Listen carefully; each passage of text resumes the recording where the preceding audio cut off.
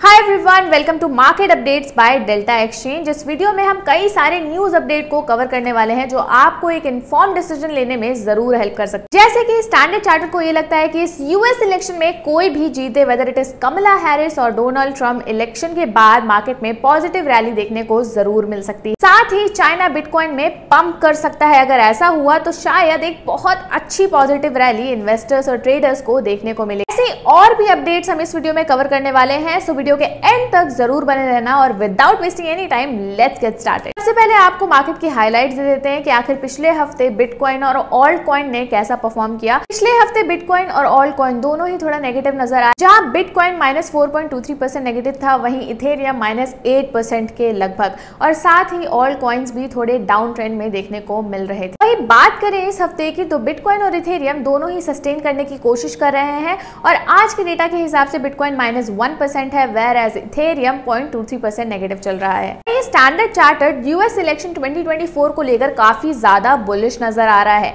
Standard chartered के data के हिसाब से अगर इलेक्शन कोई भी जीतता है दोनों कंपटीटर में से, तो मार्केट में एक पॉजिटिव रैली देखने को मिल सकती है। I think we go to fresh all-time highs by the end of this year, no matter what happens in the US election. It would be relatively clear that a Trump presidency should be more positive, given he's been relatively constructive on Bitcoin in particular, but also the broader digital asset space over the last couple of years. So in his victory scenario, I predict we go to 125,000 for Bitcoin by the end of this year. In the Harris scenario, again, I think we do go higher, but to about 75,000 by the end of this year. Elections के बाद काफी ज्यादा strong economic policies आने के chances हैं, जो crypto market के लिए एक फेवरेबल कंडीशन हो सकती है। अगर बात करें इलेक्शंस की फंडिंग को लेकर, तो डोनाल्ड ट्रम्प ने भी इलेक्शंस के लिए बिटकॉइन से, स्पेशली क्रिप्टो करेंसी से फंडिंग कराई है। चाइना भी बिटकॉइन को पंप करने का सोच रहा है। पहले चाइना क्रिप्टो करेंसीज को लेकर काफी हार्ड स्टैंस पर था, लेकिन वहीं अगर पॉलिसीज में कोई पॉजिटिव चेंजेस आते हैं तो चाइनीज इन्वेस्टर्स भी मार्केट में अपना इन्वॉल्वमेंट इंक्रीज कर सकते हैं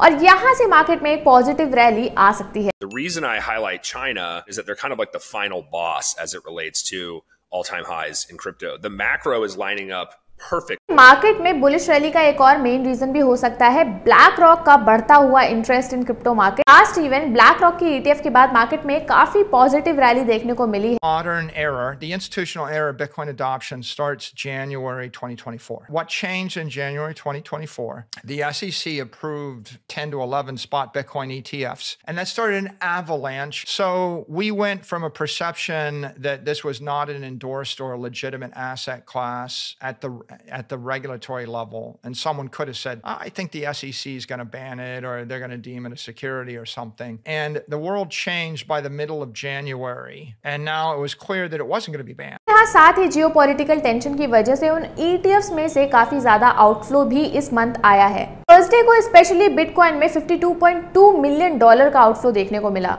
वहीं साथ ही अगर बात करें एक इंपॉर्टेंट इवेंट की, वो है यूएस का जॉब डेटा। इसमें 2,54,000 जॉब्स को ऐड किया है, जो एक्सपेक्टेशन से थोड़ा ज्यादा है। इसीलिए अनएम्प्लॉयमेंट 4.1% तक कम हो गया है, जो स्ट्रॉन्ग लेबर मार्केट को रिप्रेजेंट करता है और कहीं ना कहीं इनडायरेक्टली ये क्रिप्टो मार्केट को भी पॉजिटिवली इंपैक्ट कर सकता है। अब बात करते हैं बिटकॉइन के माइक्रो स्ट्रैटेजी एक्यूमुलेशन की। माइक्रो स्ट्रैटेजी बिटकॉइन के बड़े होल्डर में से एक है, जो ग्रे स्केल को भी सरपास कर सकता है आने वाले टाइम में in terms of bitcoin holding. Grey scale के बिटकॉइन ट्रस्ट में अब तक की सबसे ज्यादा बड़ी बिटकॉइन इंस्टीट्यूशनल होल्डिंग है। इन माइक्रो स्ट्रैटेजी की एग्रेसिव बाइंग बिटकॉइन स्ट्रैटेजी ये सिग्नल देती है कि कॉर्पोरेट्स बिटकॉइन में काफी ज्यादा पॉजिटिव हैं और उनको इस एसेट पर पूरी तरीके से कॉन्फिडेंस भी है। में हमने बात करी कि कैसे micro and micro economic factors और साथ ही जियोपॉलिटिकल टेंशन अभी मार्केट को इन्फ्लुएंस कर रही है, और साथ ही कहीं ना कहीं यूएस के इलेक्शंस भी मार्केट पर एक पॉजिटिव इंपैक्ट दे सकते हैं। On the other hand bitcoin के ETF, साथ ही इथेरियम के ETF में आउटफ्लो देखने को मिल रहा है, but we can possibly hope that in coming time in ETFs में पॉजिटिव इन्फ्लोज भी आने को हो सकते हैं। वहीं it was very interesting to see Standard Chartered का view over the election. So ये सारा कुछ हमने इस वीडियो में डिस्कस किया है। अगर आपको ये अपडेट इंपॉर्टेंट लगी हो और आपके डिसीजन में कहीं ना कहीं हेल्प हो, तो डेफिनेटली इस वीडियो को लाइक करना और शेयर करना बिल्कुल मत भूलना। For such important updates, do not forget to subscribe and press the bell icon. Meanwhile, I will see you in the next video.